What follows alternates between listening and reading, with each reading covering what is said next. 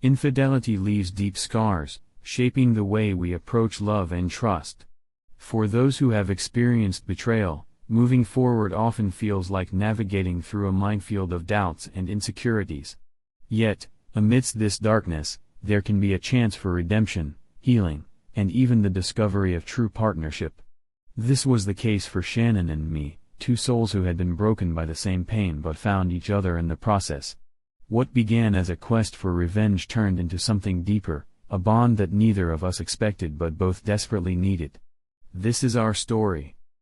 It's 9 p.m. on a Saturday night, and I find myself alone at a local bar, nursing my first beer. I've been here for about half an hour, silently reflecting on the odd reality of my situation.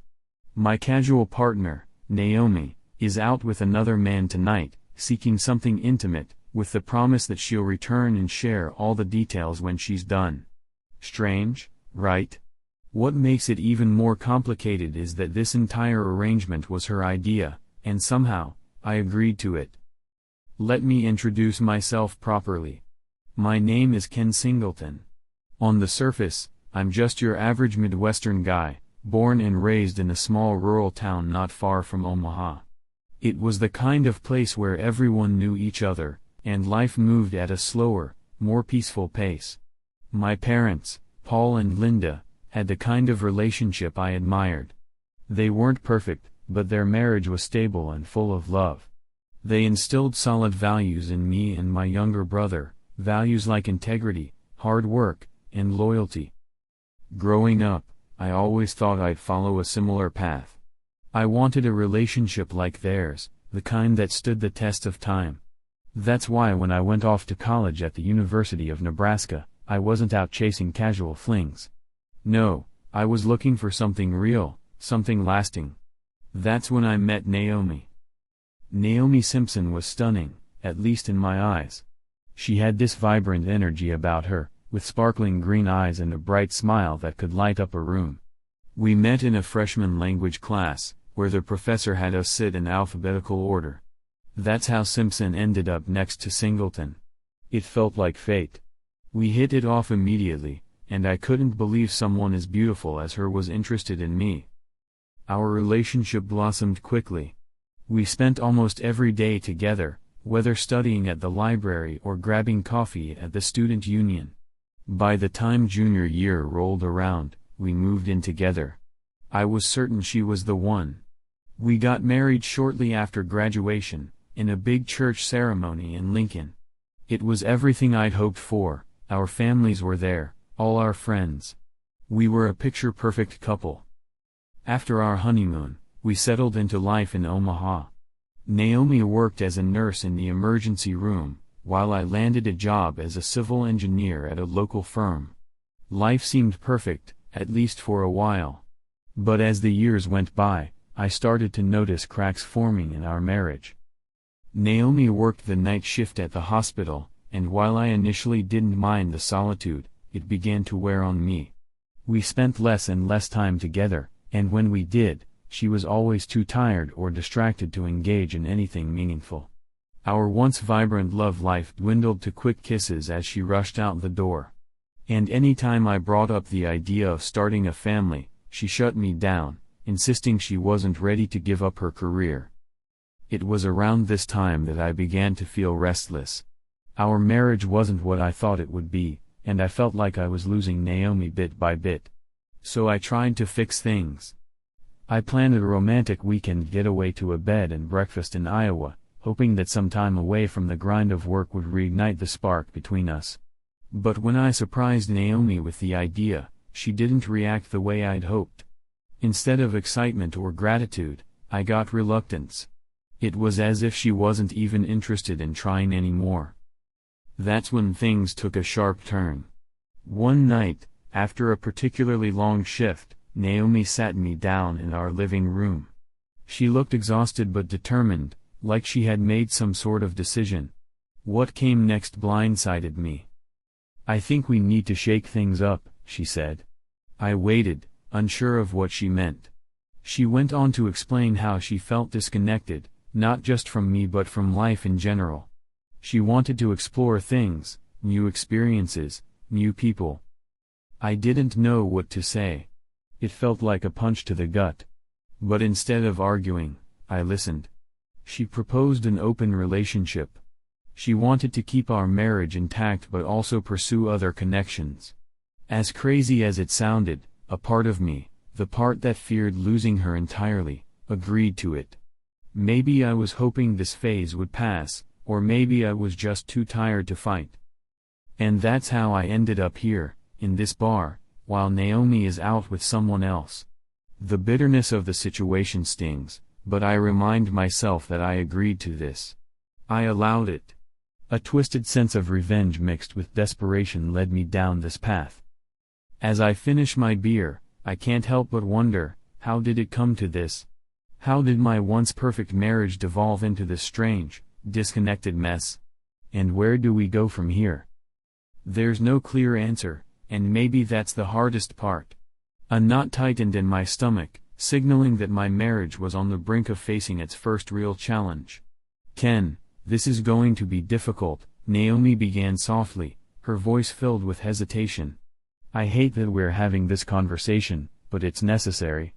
She swallowed hard, diverting her gaze before continuing, "I don't think I'm in love with you anymore. I still care about you, and a part of me always will, but I've realized that maintaining romantic love for you is no longer possible." Her words hit me like a freight train. My heart sank, weighed down by the realization that the woman I had envisioned spending the rest of my life with didn't share the same sentiment. Anger started to rise within me, but I knew that losing my temper wouldn't help. I needed to understand. Calmly, I asked, "Naomi, how long have you felt this way? I've noticed a shift between us since we first got married. What changed?" Naomi let out a deep sigh, finally meeting my eyes. "Ken, I don't know if anything has changed. I'm not sure I ever felt the same kind of love for you that you do for me," she said, her voice trembling with guilt. "It sounds horrible, I know. And I never wanted to hurt you. You've always been an incredible man, full of love and kindness, and I thought I would eventually grow to reciprocate that. But now, I just don't think that's possible." Her confession left me reeling, my mind scrambling to comprehend that our marriage might have been a lie from the start. My hands trembled as I sat on the couch, my anger simmering beneath the surface. My next words were sharp, laced with the bitterness I couldn't contain. "So, what, you found someone else? Someone you think you love more than me?" Naomi hesitated, then nodded. "Yes, Ken. There is someone else. We've been talking, and it seems like we share a deeper connection, a more compatible outlook on life than you and I do." I could hardly believe what I was hearing. How long does it take for two people to align on life philosophies? I spat out, my thoughts immediately racing to her late shifts at the hospital. Was it someone she met there? A doctor, maybe? My next question came out in a tone barely disguising my fury. "So, you're telling me you've fallen for some young doctor while I've been here, being faithful to you?" Naomi shook her head quickly. "No, Ken, it's not like that. He's not a doctor. He's actually our tax accountant. You're the one who suggested we hire him." I stared at her, speechless. "The tax accountant?" I asked, incredulous. She nodded, clearly ashamed. "Yes. I didn't plan for this to happen.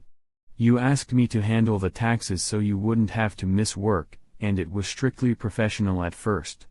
But over time, we started talking more, getting to know each other.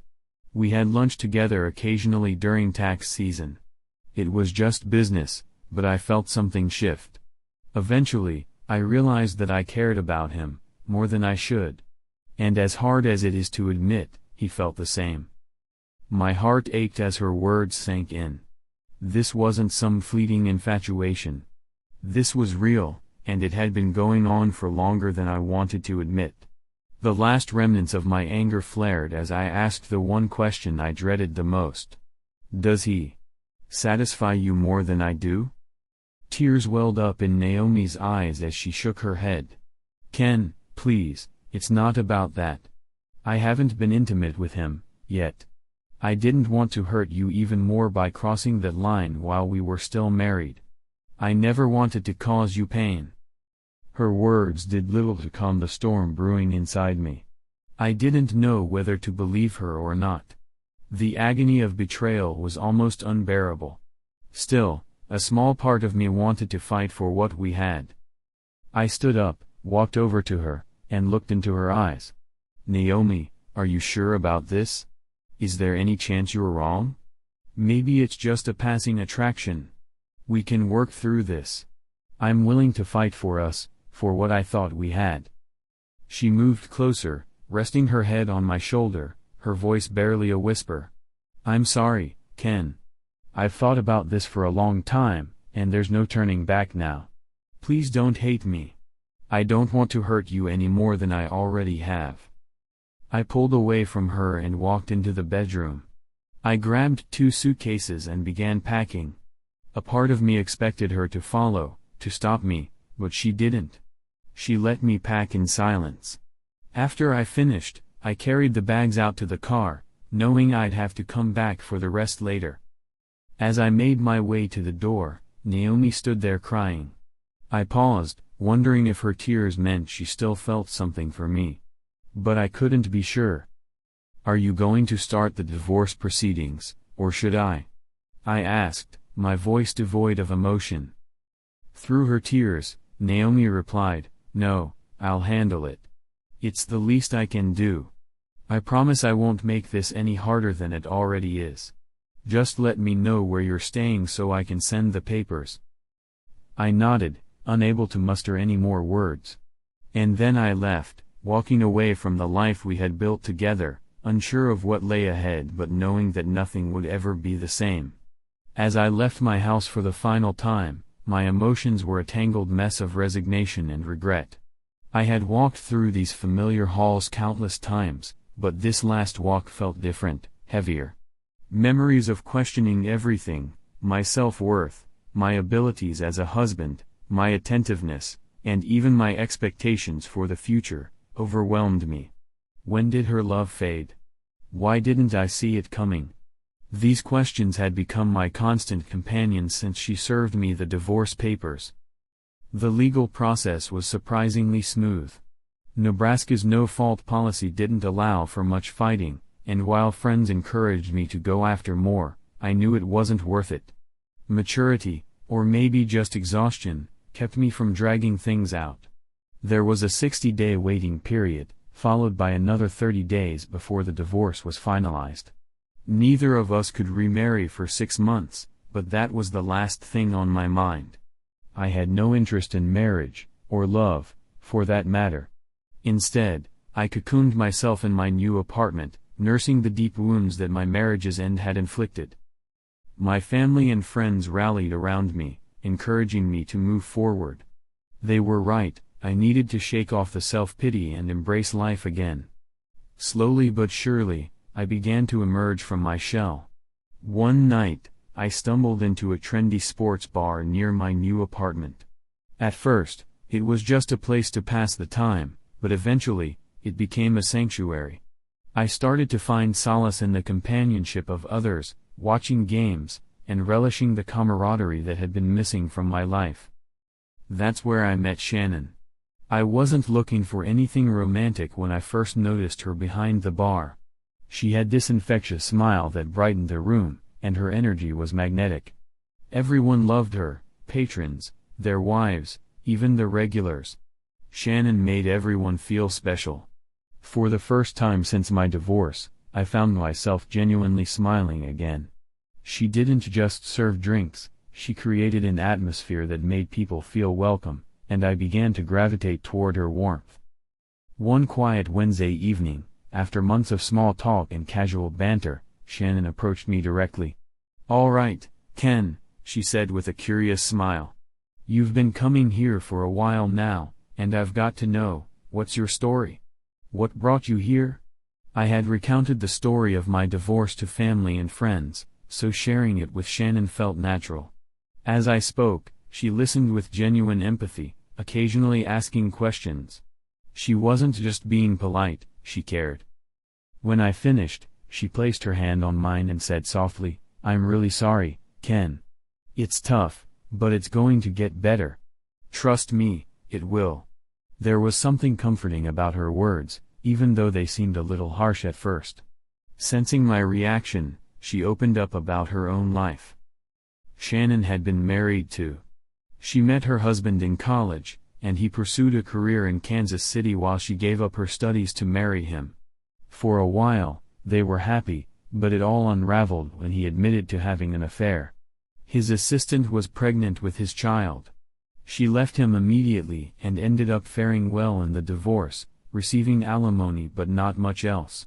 Now she was bartending, having dropped out of school and lacking other career options. I could see the remnants of the pain in her eyes, though it had been 2 years since her own divorce. Still, she had moved on in many ways, finding contentment in her current life. Shannon and I continued to talk more frequently, and over time, my pain started to ease. She became a regular part of my healing process. Though I wasn't ready to date again, I couldn't ignore the growing attraction between us. It wasn't just about her beauty, there was something deeper in her personality that drew me in. As the weeks passed, I noticed that Shannon paid me more attention than she did the other regulars. Maybe it was my imagination, but she always seemed to make time for me, coming over to chat when the bar wasn't too busy. I even had my designated spot at the bar, and Shannon would often keep it reserved for me before I arrived, like I was her own special guest. Almost a year after my divorce, 2 major events changed my life. The first was that I finally decided to get back into the dating world, setting a New Year's resolution to put myself out there. The second was that Shannon and I started to get closer. One Friday evening, feeling bold, I asked her point blank if she was open to having a boyfriend. Her response was calm but honest. "Ken, I really like you," she said, smiling. "But I'm not looking for a relationship right now. My last one drained me, and I'm not sure I'll be ready anytime soon." Her words stung, but I appreciated her honesty. I pressed her gently, asking if she meant she wasn't interested in any form of companionship. She chuckled softly and leaned in, lowering her voice. "I'm not saying I'm completely closed off to grown-up fun," she said with a playful smirk. "I've got a couple of friends with benefits for that sort of thing. It's all just physical, no emotions involved. It keeps things simple." I was taken aback but intrigued. She made it clear that while she wasn't looking for love, she wasn't against casual arrangements. Shannon's openness surprised me, and I wasn't sure if I was ready for that kind of dynamic. But I couldn't deny my growing attraction to her. As we continued our conversation, I found myself contemplating the possibility of something unconventional, a new chapter in my life that I hadn't expected.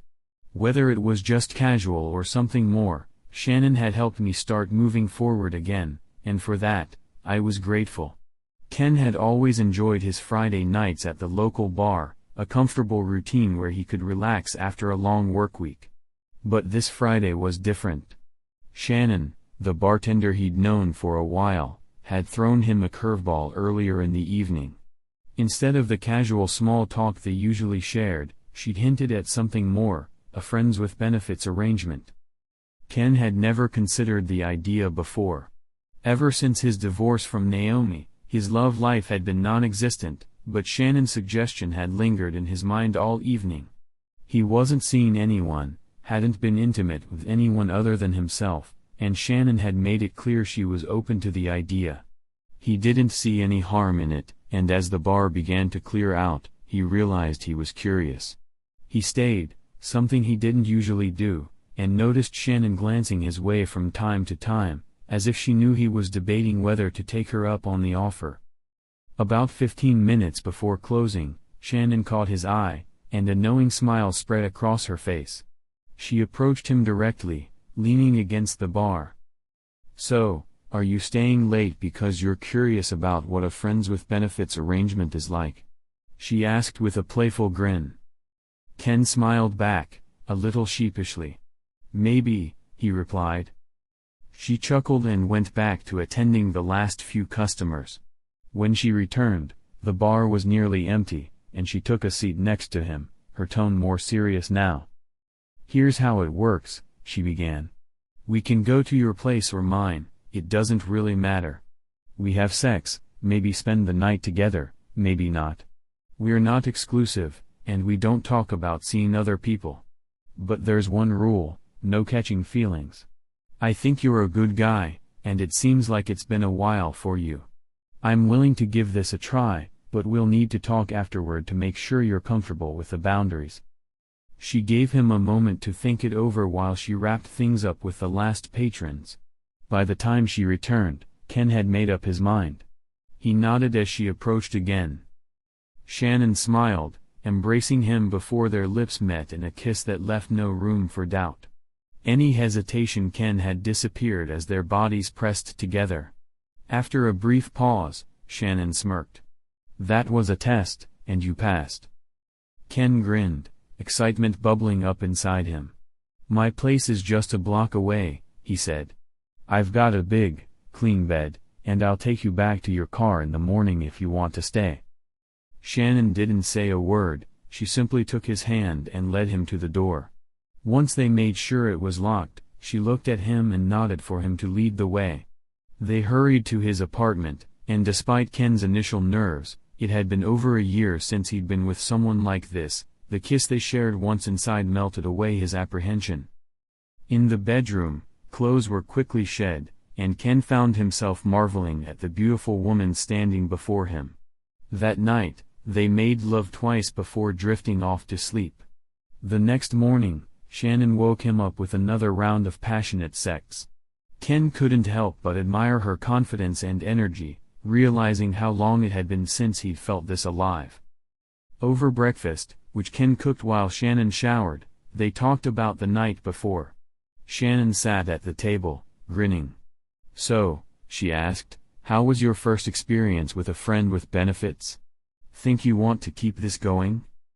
Ken chuckled, feeling a bit more comfortable with the idea now.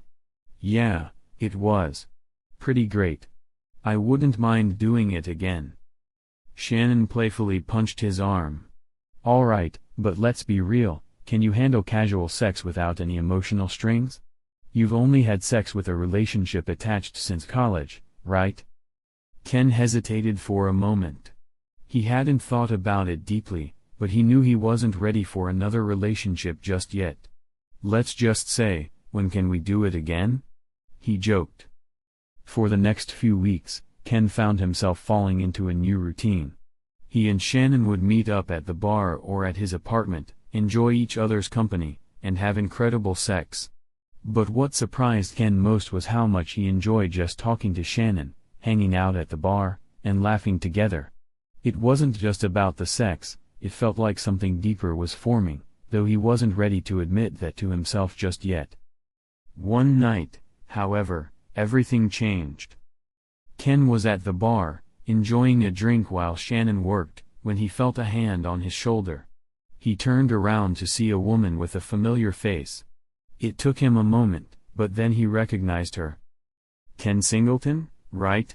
she asked, smiling. "I'm Anita Peterson.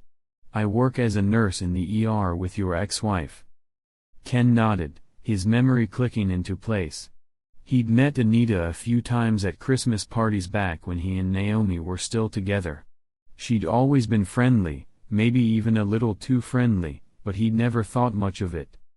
They talked for a while, Anita expressing her sympathy for his divorce. Then she dropped something that caught Ken off guard. "You know," she said, "I've read that couples in open marriages have a higher divorce rate than those who are monogamous." Ken blinked, confused. "Open marriage?" he repeated, unsure where she was getting that idea. Anita just smiled, but something in her tone made Ken wonder if there was more to the story. He found himself questioning everything he thought he knew about his marriage to Naomi, and as the night went on, a nagging curiosity grew inside him. Had Naomi been involved in something he wasn't aware of? Or was it just a misunderstanding? Whatever the truth was, Ken realized that his life had become far more complicated than he'd anticipated. And despite everything, He couldn't shake the growing connection he felt with Shannon, a connection that was supposed to be purely physical, but was quickly becoming something more. He carefully replied, "Well, I guess that's the risk you take. It was good while it lasted." Pausing for a moment, he added, "Did she ever talk about our relationship with you?" Anita's face lit up as she responded, "Oh, yes, she spoke about it quite often. I could see how she allowed you to have women over while she was at work. But what really struck me was when you mentioned the possibility of her enjoying the company of a doctor or technician during her breaks. It made sense to me. Whenever I saw her slipping into the on-call room with the night shift doctor, I couldn't help but think of you. I wondered if you had someone with you in bed those nights." He was speechless. The realization that his wife had been unfaithful, perhaps with more than one person, hit him like a ton of bricks. He had been completely oblivious. Any love he still held for her vanished instantly. How could he have been so blind? He berated himself for granting her such an amicable divorce, unaware of her betrayal at the time. Now, he suspected she had already been involved with the man she eventually left him for. Yet, despite the intense hatred that surged within him, he managed to keep his composure around Anita. He quickly recognized an opportunity for some form of payback. "So, when you were curious about me," he asked with a sly grin, "were you wondering if I wanted you to spend the night with me?" She blushed and replied softly, "Maybe. She always talked about how great you were. And I could see it too, especially since you were okay with her having some fun while she was away. I wouldn't have minded having a bit of that fun myself." This new development caught him off guard, but his focus remained on uncovering whether Anita was involved with anyone else. He didn't want to complicate things further if she was attached. "What about you, Anita? Are you married or in a relationship?" Anita smiled, shaking her head. "No, still searching for the right one." That was a relief. Anita was attractive, and she represented a new experience for him, something he hadn't pursued before. He grinned, "Well, Anita, no pressure, but I'm also not committed right now. If you're interested, maybe we could head back to my place and see if being in my bed is as appealing as you imagined." Her eyes sparkled, and she responded with a playful grin, "Oh, that sounds lovely. I came here with friends, but I'm sure they wouldn't mind if you take me home." As they left, he noticed Shannon watching them from the bar. Her expression was hard to read, but it seemed different from usual. Could she be jealous of Anita? They had always agreed there would be no emotional attachment, and Shannon had been clear that they weren't exclusive. After spending a few hours with Anita, he found himself surprisingly satisfied. Despite her being blonde, which was a new experience for him, he found pleasure in watching her hair bounce as they were intimate. Around midnight, he left her place and decided to swing by the bar again, curious to see if Shannon was still there. When he arrived, Shannon didn't greet him in her usual manner. Instead, she simply brought him his usual beer without much conversation. It wasn't until half an hour later, just before closing time, that she finally approached and sat next to him. "Did you have a good time?" she asked, her tone neutral. He shook his head. "Remember, we agreed not to discuss other relationships if this is going to work." She nodded, but he could tell it bothered her. He couldn't help but wonder if she had any other connections herself.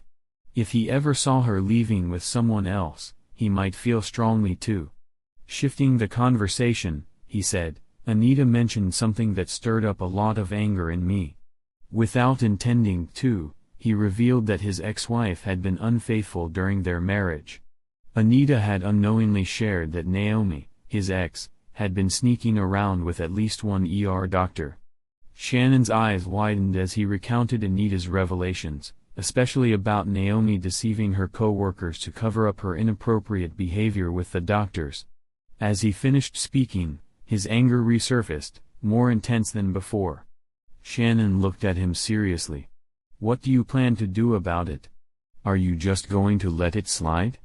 He turned to her, feeling the heat of his rage. "Had I known about this before the divorce, I wouldn't have been as kind as I was. But it's too late now. Demanding more and the divorce wouldn't change anything. Still, I want her to feel the pain I'm feeling now. They sat in silence for a few moments. Then Shannon reached out, placing her hand on his. So, you want her to understand the pain of betrayal? He paused, then nodded slowly.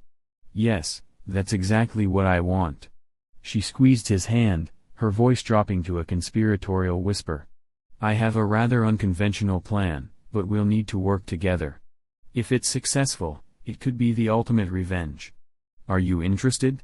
He was surprised by her words. If Shannon had been bothered by his evening with Anita, she was certainly over it now. Intrigued, he leaned in. Absolutely. Count me in. What's your plan? With a sly grin, Shannon leaned closer. If you want her to experience the pain of her partner cheating on her, we'll have to make sure it happens. Now, most of my friends with benefits are unattached guys.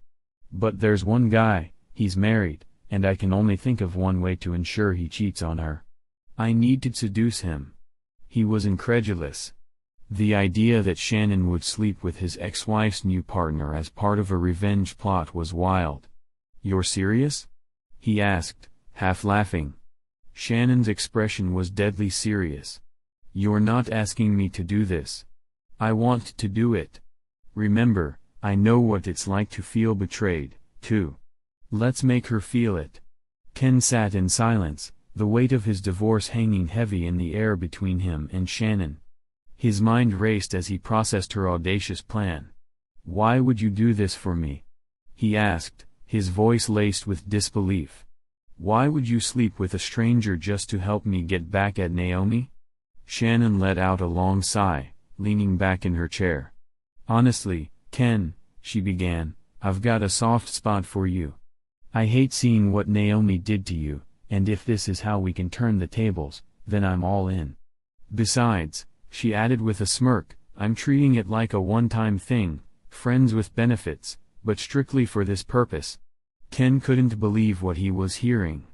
Shannon was willing to seduce Naomi's new boyfriend, record the whole thing, and then send Naomi the video as proof that her new man was just as unfaithful as she had been. It was a stroke of genius, far beyond anything he could have come up with himself. He stared at her in shock. How could she go to such lengths for him? Look, Shannon continued, her voice softening, I know it's a lot. But I want to help you close this chapter. I'll treat this guy like a one-time fling, and when it's done, we'll send Naomi the video. It's that simple. Ken felt a knot form in his stomach. Shannon was right, it was simple, but the implications were huge. Do you even know who this guy is?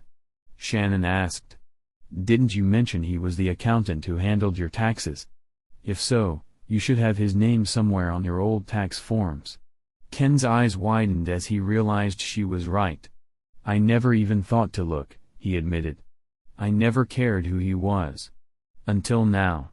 Shannon, ever the strategist, leaned in closer. If your ex is still working nights, we can plan around her schedule. You can find out when she's working, and we'll set up our little rendezvous accordingly. Can you get that information? Ken hesitated.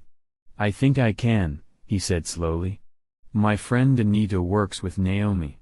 I suppose she could help me out. Though, I'm not sure what she'll think of all this. Shannon raised an eyebrow. Anita, huh? She muttered under her breath, a flicker of amusement passing across her face. Ken wasn't sure, but it sounded like she had said something about Anita having ulterior motives. He brushed it off as Shannon continued, her mind working fast. If he made a move on your wife during your tax prep, there's no reason to think he won't do the same with me. And trust me, I can be very convincing.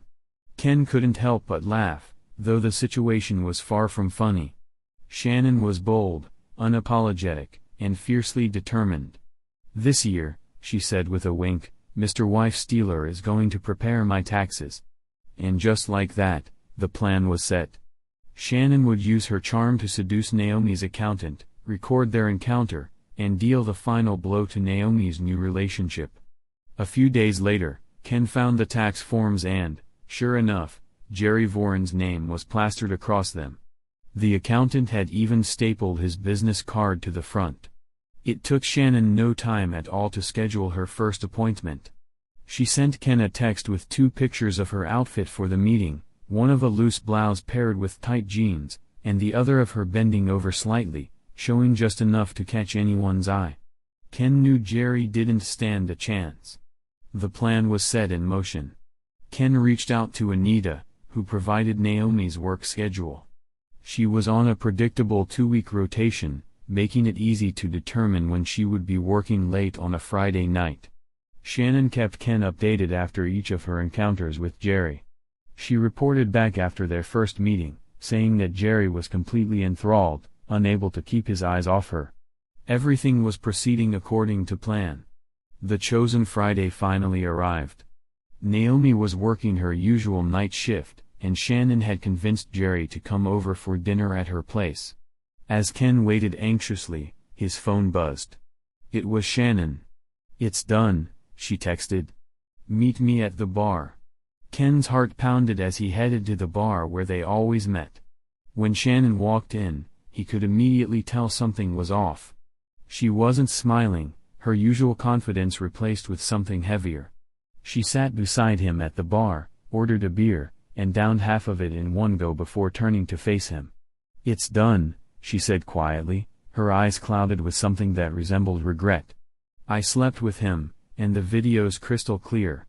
There's no way Naomi can deny that her boyfriend is a cheater now." Ken should have been overjoyed. They had succeeded. But all he felt was an overwhelming urge to hold Shannon, to tell her how much he appreciated her for everything she'd done. Yet, seeing the look on her face, he knew this wasn't the right moment. "Thank you," he said simply, his voice thick with emotion. "You have no idea how much this means to me." Shannon nodded, staring into her half-empty glass. "Yeah," she replied softly, "let's just get this over with. Once we send her the video, it's done. Then we can both move on." But as Ken looked at her, he couldn't help but wonder if moving on would be as easy as Shannon thought. After all, everything had changed. It was 9 p.m. on a Saturday night, and I found myself alone at my favorite local bar, slowly nursing my first beer. I'd been sitting there for about half an hour, my mind swirling with thoughts. Meanwhile, Shannon, my friend with benefits, was out with another man. She had assured me she'd return afterward, eager to share all the intimate details of their night together. It was far from an ideal situation, but the odd part was that it had been her idea. And somehow, I'd agreed. I'm not the type of guy who enjoys the thought of being cuckolded, in fact, quite the opposite, but sometimes, when your mind is filled with thoughts of revenge, you find yourself making strange compromises. That was my situation. My name's Ken Singleton, and by all accounts, I'm just an average guy. I grew up in a small rural town not far from Omaha. It was close enough to enjoy the perks of city life but still far enough to maintain a simpler, quieter existence. My parents were your typical Midwestern couple, loving, supportive, and always there for my brother and me, teaching us the importance of integrity and working hard without stepping on others to achieve our goals.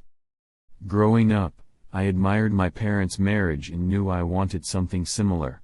When I went off to college in Lincoln, I wasn't like many of the other guys who were chasing casual hookups. I was looking for something deeper, a partner, a future wife. That's when I met Naomi Simpson, a stunning brunette studying nursing. I remember thinking she was way out of my league. She had these captivating green eyes, a charming smile with dimples, and soft curves that seemed to make her even more beautiful. We met during a freshman language class, where we were seated alphabetically, meaning Naomi sat next to me. From the very first moment we exchanged a few words, I was hooked. Before long, we were spending time together after class, sharing sodas at the student union. What started as casual hangouts soon turned into a full-fledged relationship. We stayed together through all 4 years of college, moving in together by our junior year, and eventually getting married after graduation. Our wedding was in a large church in Lincoln, not far from where I grew up, and we settled down in Omaha. Naomi became an ER nurse, while I landed a job as a civil engineer at a local firm. At first, things were good. Her job required her to work night shifts, which meant we didn't always get much time together, but when we did, it felt enough. For a while, I thought I had the perfect life. But over time, cracks started to show. After 10 years of marriage, I realized Naomi and I were drifting apart. I wanted to start a family, but she kept putting it off, prioritizing her career. She insisted she wasn't ready to give up her nursing job to raise children. I tried to be patient, but as the years passed, the thought of getting older without kids gnawed at me. On top of that, our intimacy began to fade. Where we used to spend at least a little time together before she went off to her night shifts, those moments became few and far between. She no longer wanted any distractions before work, and our time together dwindled to nothing but a quick kiss as she rushed out the door. I was still deeply in love with her, but I felt disconnected, lonely, and, ultimately, unsatisfied. One weekend, I decided to surprise Naomi with a romantic getaway to a bed and breakfast just across the border in Iowa. I thought it might help rekindle our connection. But when I told her the plan, her reaction was cold and distant. She guided me into the living room, asked me to sit, and what came next completely shattered me. Naomi confessed that she had been seeing someone else. She had fallen in love with another man. The revelation felt like a punch to the gut. I'd been faithful, patient, and understanding, yet she had betrayed me. The marriage I had once believed to be rock solid crumbled in an instant. I didn't know what to do, but after several long conversations, we decided to divorce. Naomi moved in with the other man, and I was left to pick up the pieces of my life. Months passed, and I tried to move on. That's when Shannon came into the picture. She had always been a friend, but after my divorce, our friendship evolved into something more casual. I was hurt, and she was understanding. I didn't expect it to turn into anything serious, but it filled the void in my life. Until she suggested spending time with other men, and then telling me about it afterward. It seemed strange at first, but I was still drowning in my own bitterness over Naomi's betrayal, and I agreed. Maybe, in some twisted way, I thought it would help me heal, or maybe I just wanted to feel some sense of control again. But then something unexpected happened. After Shannon returned that night from her fling, she asked me to take her back to my apartment. She wanted to be with me. "I need you to erase that man from my memory," she said. "I crave you, Ken, not him." We spent the night together, and in those moments, I began to see something different in Shannon. This wasn't about revenge anymore. She wasn't just a casual fling or a friend with benefits. As the hours passed, I realized she had given me more than I'd ever expected, her affection, her loyalty, and maybe even her heart. Then, not long after that night, Naomi called. She wanted to meet. I was hesitant but curious. When we sat down at a small coffee shop near her hospital, she looked tired, worn down. She told me the man she had left me for had been unfaithful to her. They had broken up, and she regretted everything. She asked if there was any chance we could try again, saying she had made a terrible mistake. I sat there listening, feeling a sense of vindication. For so long, I had held on to the pain of her betrayal, but now I had moved on. I was with Shannon, and I was happy. I looked Naomi in the eye and told her that I had found someone else, someone who valued me in a way she never had. That was the last time I saw Naomi. I walked out of that coffee shop, leaving her behind in every sense. My final act of revenge was simply letting her know that I had moved on without her. Now, as Shannon and I lay together, I knew that I was ready for something real. She was more than just a way to get back at Naomi. She was someone I could see a future with, a future I never thought I'd have again. And as strange as it might sound, in that moment, I finally let go of the past and embraced what was right in front of me. Shannon was the person I wanted to be with, and for the first time in a long time, I felt at peace. As I sat across from Shannon, her words hung in the air like a lifeline. Both of us have suffered from infidelity, but if you'll have me as your one and only, I promise I'll shield you from that pain for the rest of our lives. She kissed me again, soft and sincere, and I couldn't help but smile. I looked at her and asked, half joking, "Are you sure you can promise that?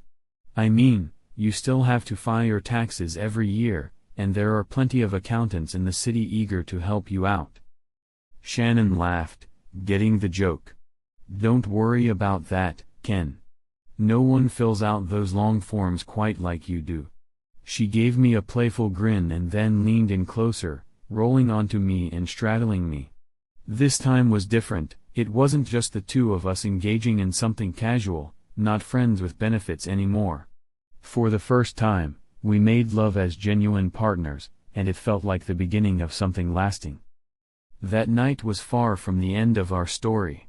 A couple of years after Shannon and I had built a solid relationship, one bound by shared experiences and trust, we found ourselves wrapped in a strange twist of fate. We were coming home from a night out, enjoying one of our favorite activities, dancing. The music had been electric, the drinks smooth, and we left the club in high spirits. But on the drive home, everything shifted. A drunk driver ran a red light and slammed into our car on the driver's side. The impact was jarring, and though the airbags deployed and protected us from serious harm, I was rattled enough to need a trip to the hospital. The paramedics insisted I ride in an ambulance, while Shannon stayed behind with the car, waiting for the police to finish the report. They promised to bring her to the hospital as soon as they were done. I was lying in the ambulance, dazed, still processing the crash, when we arrived at the emergency room. As the back door of the ambulance swung open, I saw her, Naomi, my ex-wife, wearing her familiar nursing scrubs. My heart stopped for a moment. The look on her face said everything. She hadn't expected to see me, and the surprise was laced with something more, feelings she clearly hadn't let go of. As the paramedics briefed her on the details of my accident, she stood silent, taking it all in. When they left, she hesitated before speaking. Instead of the usual warm greeting I'd expect from a nurse, Naomi asked bluntly, "Do you want me to find another nurse for you? Anita's not on duty tonight, but there are others who can take care of you." I shook my head. "No, Naomi. You're good at your job, and that's what I need right now. We had our time together, but those days are over. I trust you to take care of me, nothing more, nothing less." She looked relieved, though the tension in the air was palpable. They decided to keep me for observation for a few hours, just to be cautious, monitoring my vitals. Naomi stayed close by, overseeing the tests and quietly working. Not long after, Shannon arrived. She rushed into the room, her eyes scanning me to make sure I was all right, before planting a soft kiss on my lips. As she pulled back, her eyes flicked to Naomi, who stood by my bed, watching the interaction unfold. "Shannon, this is Naomi, my nurse, and ex-wife. Naomi, meet Shannon, my girlfriend." The two women exchanged handshakes, though the atmosphere was far from casual. Naomi forced a polite smile. "Nice to meet you, Shannon." Shannon, ever the confident one, replied smoothly, "Likewise. Please take good care of him for me."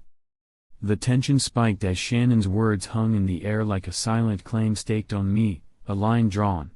Naomi's smile faltered, and I saw something cross her face, confusion, recognition perhaps. She furrowed her brow, staring a little too long at Shannon. "You seem familiar," Naomi said slowly, searching Shannon's face. "Have we met before?" My heart leapt into my throat. I held my breath, waiting for Shannon's response. Without missing a beat, Shannon smiled, shaking her head. "I doubt it. I was in an indie film shot in Omaha a couple of years ago, but it didn't get much attention. Maybe you saw something about that." Naomi frowned, still looking puzzled, but she shook her head. "No, I don't think that's it. I guess I'm just mistaken." With that, she turned and walked out of the room, heading toward the nurse's station. As soon as she left, I let out the breath I didn't realize I was holding. Shannon, always the playful one, flashed me a mischievous grin. She leaned down, her lips brushing against my ear. "Maybe I should have offered to send her a copy of the movie," she whispered with a laugh. God, I adored that woman. Even in the most awkward, surreal of moments, Shannon knew how to lighten the mood. And in that moment, as I watched her smile and felt the warmth of her presence beside me, I realized how lucky I was. We had both been through our share of pain, betrayal, and heartache, but now we were building something stronger, something unbreakable.